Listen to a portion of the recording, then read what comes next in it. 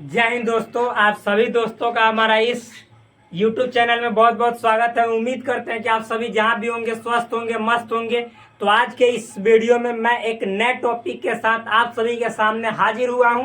जिस वीडियो में इस वीडियो में हम सभी कोई बात करेंगे एक बहुत ही जबरदस्त टॉपिक के बारे में, जिस टॉपिक का नाम है भिन्न का सरलतम रूप।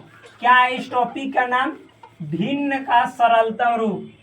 यानी जिस टॉपिक के बारे में हम लोग पढ़ने जा रहे हैं उस टॉपिक का नाम है भिन्न। क्योंकि हम अभी भिन्न टॉपिक यानी फ्रैक्शनल नंबर को पढ़ा रहे हैं, तो फ्रैक्शनल नंबर में जो टाइप्स होते हैं, फिर उनमें जो टॉपिक्स होते हैं, कुछ टॉपिक को जानना होता है। तो उनमें भिन्न का जो सरलतम रूप है, भिन्न का सरलतम रूप, ये वाला टॉपिक स्टार्ट किए हैं। और ये भिन्न का मतलब बेसिक में ऐसे समझिए तो ये लास्ट टॉपिक है। ऐसे बहुत सारे और टॉपिक है, लेकिन आपको जितना बेसिक में पढ़ना चाहिए उतना इसके लिए काफ़ी है। जितना मैंने इससे पहले पढ़ा दिया है, जब उन सभी लेक्चर्स को आप देखेंगे तो आपको लगेगा कि वास्तव में बेसिक्स में नंबर्स में कितने नंबर्स पढ़ाया गया है, वो भी क्रम से लाइन बाय लाइन। जो इससे पहले कहीं भी आप पढ़े होंगे इतना लाइन बाय लाइन कहीं नहीं पढ़ाया गया होगा। तो प्लीज आप यदि चैनल पे नए हैं तो भाई चैनल को सपोर्ट कीजिए, सब्सक्राइब कीजिए। वीडियो अच्छा लगे तो वीडियो को लाइक कीजिए और अपने दोस्तों के बीच शेयर अवश्य करें, ताकि वो भी इससे फायदा उठा सके। तो यहाँ पे भिन्न का सरलतम रूप, जिसको इंग्लिश में कहा जाता है सिंपलेस्ट फॉर्म ऑफ फ्रैक्शन बोलिए, फ्रैक्शनल नंबर बोलिए, कोई दिक्कत नहीं है। सिंपलेस्ट फॉर्म ऑफ फ्रैक्शन यानी फ्रैक्शन का सबसे सिंपलेस्ट फॉर्म, सरलतम रूप क्या होता है, इसके बारे में हम लोग जान रहे हैं। तो देखिएगा, ये बहुत सिंपल है भाई। सबसे पहले हम इसको डिफाइन कर लेते हैं, यानी परिभाषित कर लेते हैं। उसके बाद आपको इतना डीप वे में, इतना अच्छे तरीके से विस्तार से समझाऊंगा कि आप लोग फाड़ कर रख दीजिएगा। देखिए कितना सिंपल है। लिखेंगे जब भिन्न में यानी भिन्न में ऐसे लिखें, जब भिन्न के अंश तथा हर में, जब भिन्न के अंश तथा हर में सार्वगुणनखंड,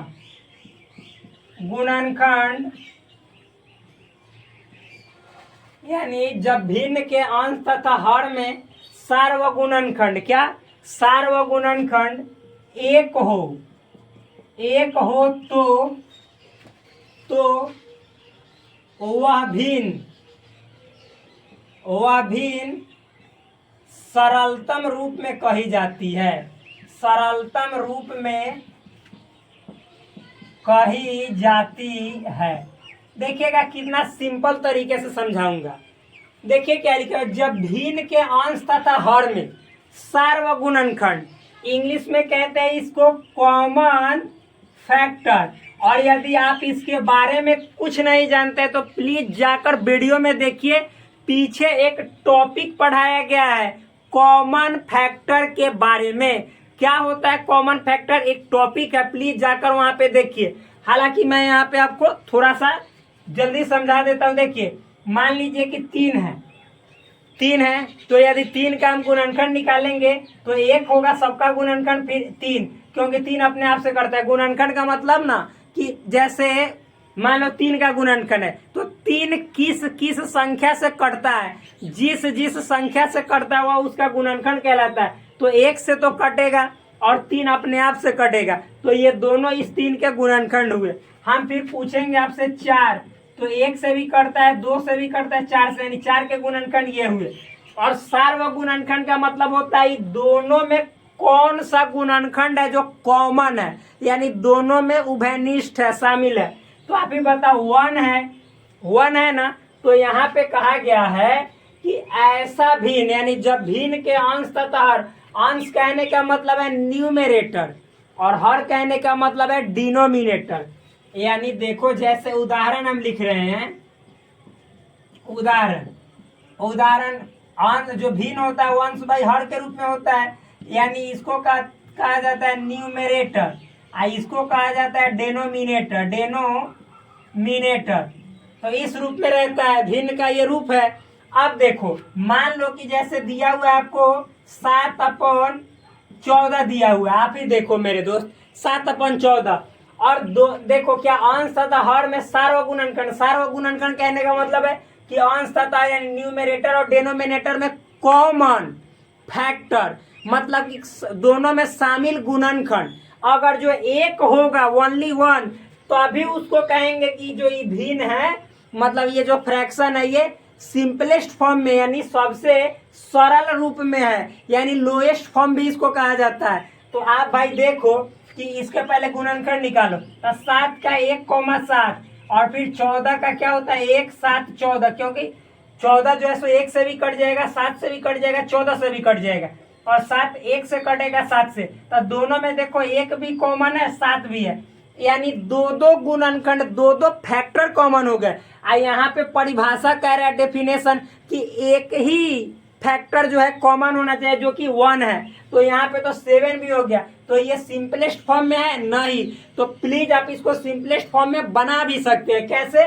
तो 7 दूनी के 14, तो ऊपर बचेगा 1 और नीचे बचेगा 2, तो अब देखो कॉमन, अब एक को लिखोगे तो 1 लिखोगे, 2 को लिखोगे तो 1,2, दोनों में कॉमन एक ही ना है, तो 1/2 ये जो फ्रैक्शन है, ये जो भिन्न है, ये सिंपलेस्ट फॉर्म में, यानी इसको सिंपलेस्ट फॉर्म कहने का मतलब उसे और छोटा नहीं किया जा सकता है और तोड़ा नहीं जा सकता है। जैसे हम बोलेंगे मान लीजिए कि 3/4 है, तो आप देखिए इसको और तोड़ देंगे और छोटा बनाएंगे, अरे बना कर दिखा दीजिए, तब हम आपको कहेंगे कि यस आप मैथमेटिक्स के सबसे बड़े रामानुजन हैं, नहीं तोड़ पाइएगा।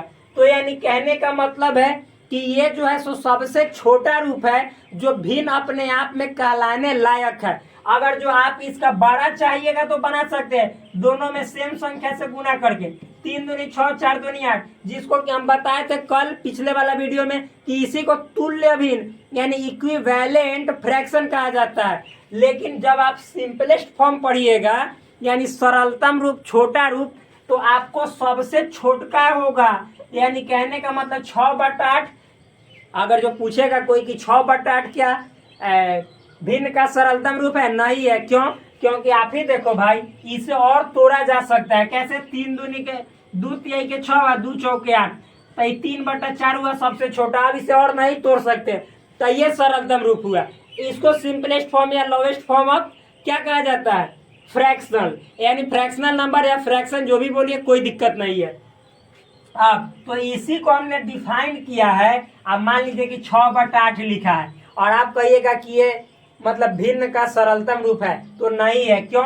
क्योंकि परिभाषा पे खरा ये नहीं उतरेगा। ये बेचारा परिभाषा को क्या कर देगा? ब्रेक डाउन कर देगा, उसके नियमों के तोड़ देगा। कैसे? तो देखिए हमने बोला है कि सार्वगुणनखंड का मतलब होता है कॉमन फैक्टर, अंश तथा यानी न्यूमरेटर और डिनोमिनेटर में कॉमन फैक्टर 1 होना चाहिए। आई छोटा देखिएगा कची का चिल्ला देगा 6। अगर जो हम ई देखिएगा ई चिरकुटवा है 6/8 को, तो 6 का अगर जो हम गुणनखंड लिखेंगे फैक्टर, तो 6 जिससे जिससे करता है 1 होगा, 2 होगा, 3 होगा, 6 होगा। 8 का देखेंगे तो 1 होगा, 2 होगा, 4 होगा, 8 होगा। अब 1 भी कॉमन है, 2 भी कॉमन है। अब देखो इसमें छोटा 1 तो होबे किया, 2 भी हो गया, तो कहने का मतलब ये पगला जब 2 आ गया तो ये डेफिनेशन क्या है कि नहीं हम तुमको नहीं लेंगे, भागो भागो, तुम हमारे लायक है ही नहीं, मतलब तुम सिंपलेस्ट फॉर्म होगा ही नहीं, मतलब ये सिंपलेस्ट फॉर्म कहलाएगा नहीं। तो कहेगा ये कि और तुम और जड़ी छोटा हो क्या और ही तुरवा क्या। तो अब हम देखेंगे कि अगर जो एक कॉमन केवल तुम लेकर आओगे हमारे पास, तो कहेंगे कि yes you are right, now you are simplest form of fraction, यानी अब तुम फ्रैक्शन के सबसे सरलतम रूप हो, सिंपलेस्ट फॉर्म हो। तो भाई मेरे मान लीजिए कहीं पे लिखा हुआ 12/18, तो ये पूछेंगे कि सिंपलेस्ट फॉर्म है, नहीं है। क्यों? क्योंकि और इसे छोटा किया जा सकता है। कैसे? तो मतलब छोटा किया जा सकता है, ये तो जानते ही हैं। आज साथ ही साथ आप ये ना देख लीजिएगा कि इसमें एक तो कॉमन होगा, साथ ही साथ और होगा। जैसे इसका फैक्टर निकालेंगे 12 का, तो 1 होगा, 2 होगा, 3 होगा, 4 होगा, फिर 6 होगा, 12 होगा। 18 का निकालेंगे तो 1 होगा, 2 होगा, 3 होगा, 6 होगा, 9 होगा, 18 होगा। तो 1 भी कॉमन, 2 भी कॉमन, 3 भी कॉमन, 6 भी कॉमन, छोटा के 4 को कॉमन हो गया। तो ये कहियो हो सकता है सिंपलेस्ट फॉर्म? नहीं। केवल 1 कॉमन होगा, उसी को कहेंगे। तो आप इसको छोटा बनाएंगे तो हाँ बना सकते हैं। तो कहेगा कि इसका सरलतम रूप लिख के दिखाओ, तो देखो सबसे तोड़कर छोटा कर देंगे ना, वही सरलतम रूप है। तो देखो इसको काटिएगा तो 3 से कटेगा दोनों, 3 चौके 12, फिर उसके बाद बोलो 3 छक 18, फिर और आप 2 से 2 दूनी 4, 2 3 6। आप चाहो तो इसे ऐसे भी काट सकते हो, 6 3 18, और फिर सॉरी 6 दूनी 12, 6 3 18। बात सेम ही आएगा, आपको जैसे काटने आता वैसे काटो। तो 2/3 आया ना, तो आप 2/3 को और छोटा कर सकते हो नहीं। तो यही है सिंपलेस्ट फॉर्म, यही है सरलतम रूप। बहुत इजी था, सिंपलेस्ट फॉर्म देख रहे हैं कितना इजी है। तो अब ये हम समझ रहे होंगे कि ये टॉपिक आपको इतना मतलब कि एक तरह से गहरा रूप में आपके दिमाग में छप गया होगा कि यहाँ पे जो प्रिंटर है ना वो भी फेल कर जाएगा। जो इलेक्ट्रॉनिक प्रिंटर होता है, प्रिंटर मशीन होता है, वो भी छोटा काम नहीं करेगा। ये आपके जाके एकदम मेमोरी में सेट हो गया, इसका ग्राफ बन गया होगा। तो आजकल हम लोग इस वे में पढ़ रहे हैं कि ग्राफ जो है सो जाकर माइंड में चिपक जा रहा है। तो इससे बढ़िया और क्या हो सकता है। तो प्लीज आप हमें सपोर्ट कीजिए। फिर आपसे मिलते हैं अगले वीडियो में एक शानदार टॉपिक के साथ। तब तक के लिए धन्यवाद, bye bye, take care, love you all. Please do subscribe this channel, like this video and also share with your friends. That's all, thank you.